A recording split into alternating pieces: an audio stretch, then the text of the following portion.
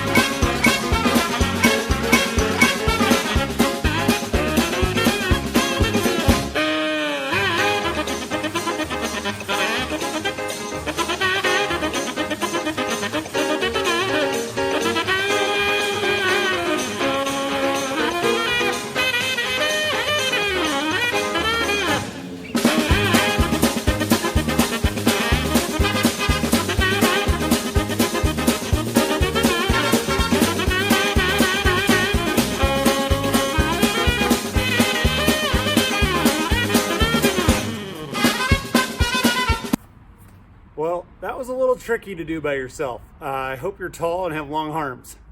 I'm sure there was an easier way to do that, but at least it worked.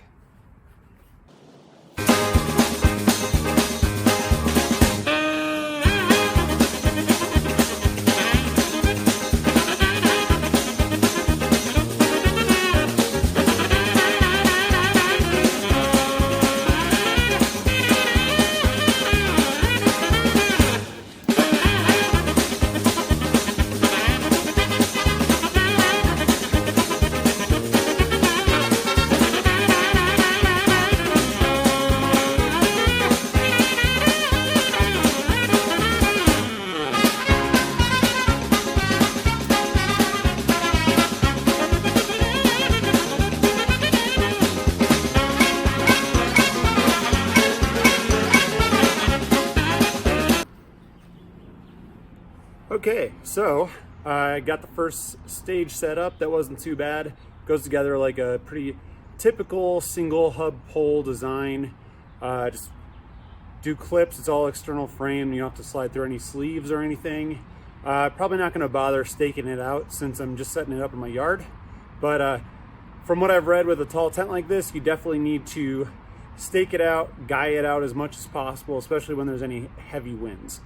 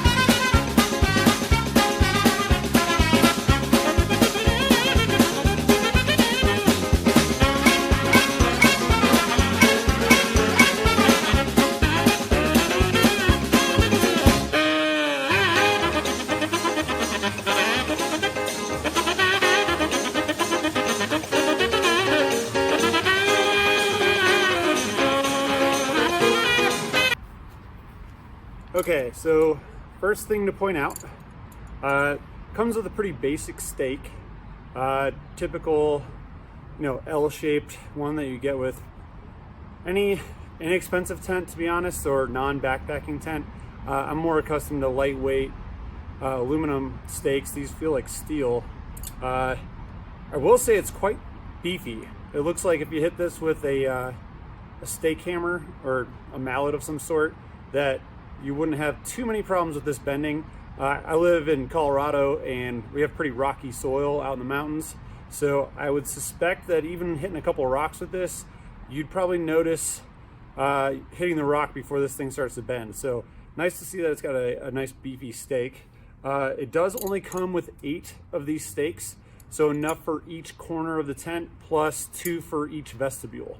So if you want to guy out due to winds, it does have plenty of guy line with it. If you need to guy it out, you're gonna have to supply some extra stakes with the tent.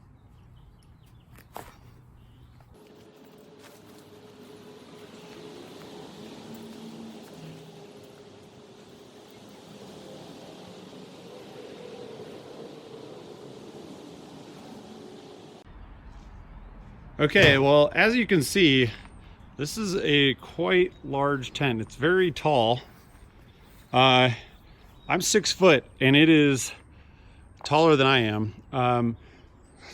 You better have a pretty big camping pad or clearing if you're gonna take this out around other people.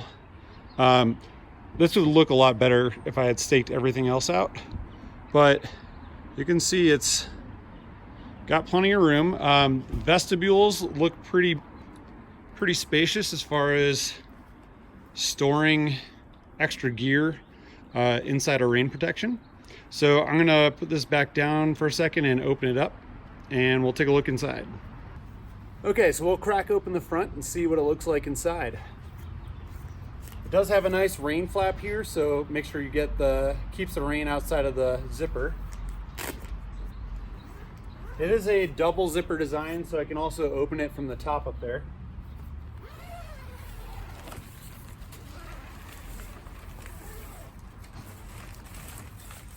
And these giant vestibules, fortunately, are pretty easy to roll up. It comes with these little hook guys for tying it back.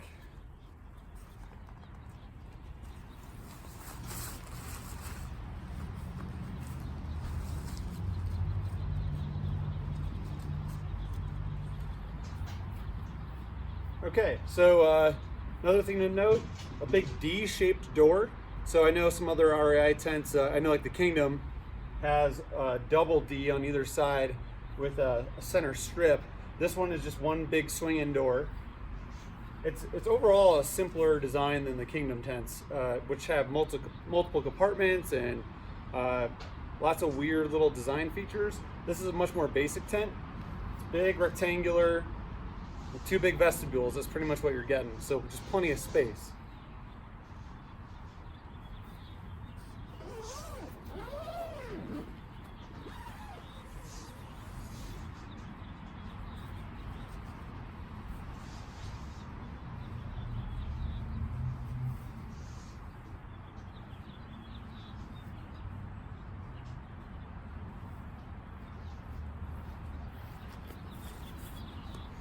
Okay, so we'll go inside the tent, take a look.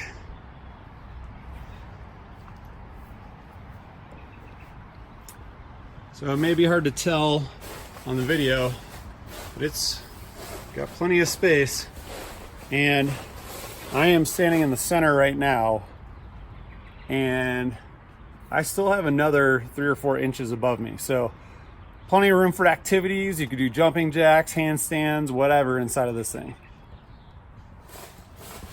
So some other features. One thing while I was setting up I really liked is you have these zippers that allow you access to the rainfly. It looks like it's primarily meant for accessing the vents. So there's a big Velcro piece here that allows me to pop open this vent.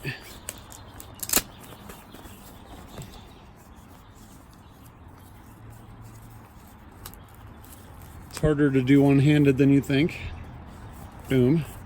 So now I can close that back up and get bug protection. I do think it's a little weird that there isn't a point that pulls this up to the center of the hub, but apparently it's not necessary. The hub provides enough structure there. So I also like the zippers here for while I was clipping these top clips, because reaching over a tent this large is pretty difficult, especially at, I mean, even at 6 feet tall. So being able to get inside the tent and do those final clips was kind of nice. Okay, so some other things. Looks like we've got some hanging points from here, each corner up here, where you can hang a lantern, or if you've got a external gear loft or a third-party gear loft, I almost would think you could throw some light clothes up there to dry off using the zippers. Okay, so corners have more hanging points. Beyond that, there isn't a ton of storage in here, except for these little corner pockets. So you have a corner pocket in, I guess, 2 corner pockets on each of the 4 corners. And that's about all the internal, oh, never mind. We've got top pockets too. So good for hanging wet clothes, anything light, playing cards, anything like that you could throw up in the gear lofts up there. But otherwise, I guess I watched videos on the REI Kingdom, and that thing has pockets galore. So you're definitely getting a little bit more essentials in this tent than you are all the luxury pockets. But honestly, when I go camping, I've got my bags, I've got my sleeping bag, that's pretty much it. And I usually keep a lot of my gear in my bag, so I don't have to do a ton of cleanup. So I don't personally need a ton of storage in the tent, but what I was really going for is floor space, and this thing has plenty of it. I did forget to mention at the beginning of the video, this is a Grand Hut 6. They do make it in a 4-person as well. I thought, since it's gonna be me and my girlfriend and my dog most of the summer, a 6-person would be nice for the extra space.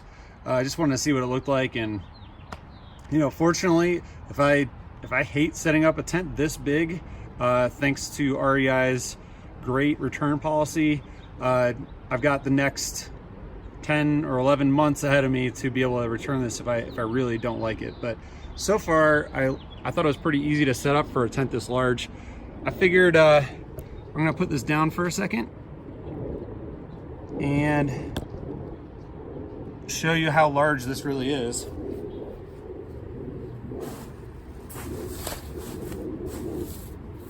Oh. So mind you, I am 6 feet tall, and I am stretched all the way out.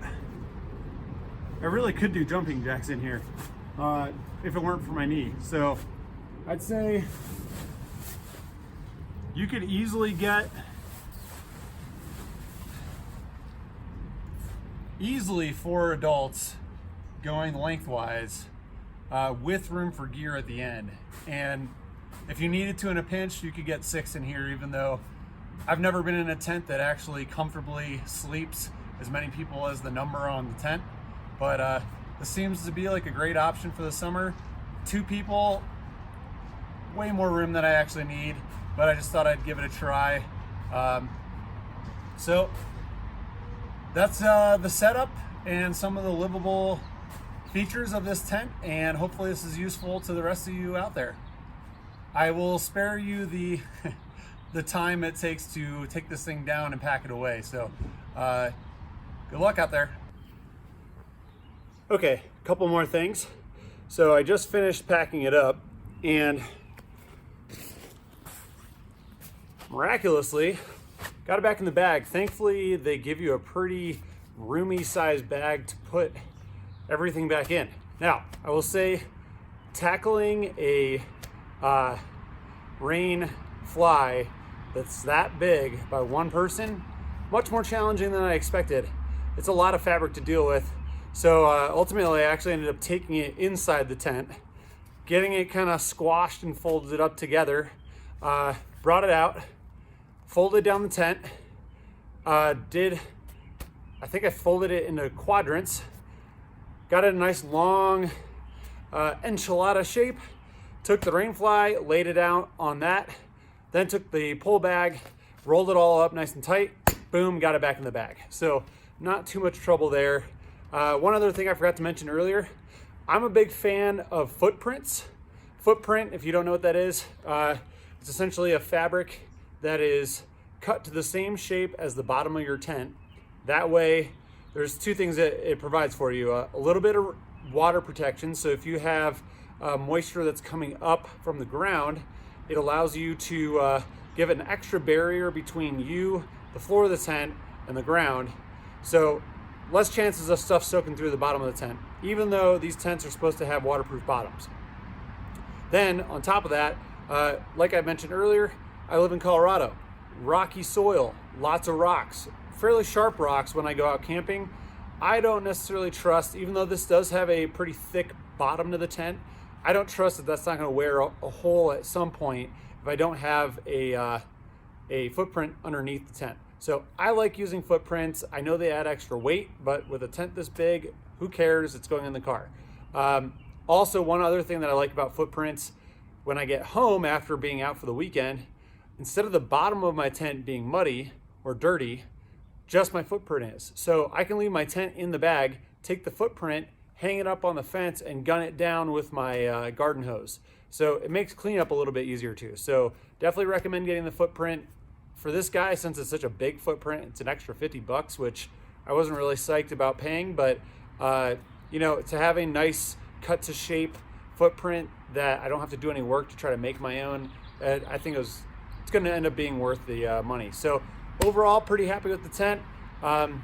Definitely suggest 2 people putting up and taking down if you can, because it's a little bit cumbersome to deal with a tent this big all on your own. So anyway, have a good time, and if you end up going with the Grand Hut 6, maybe I'll see you out there.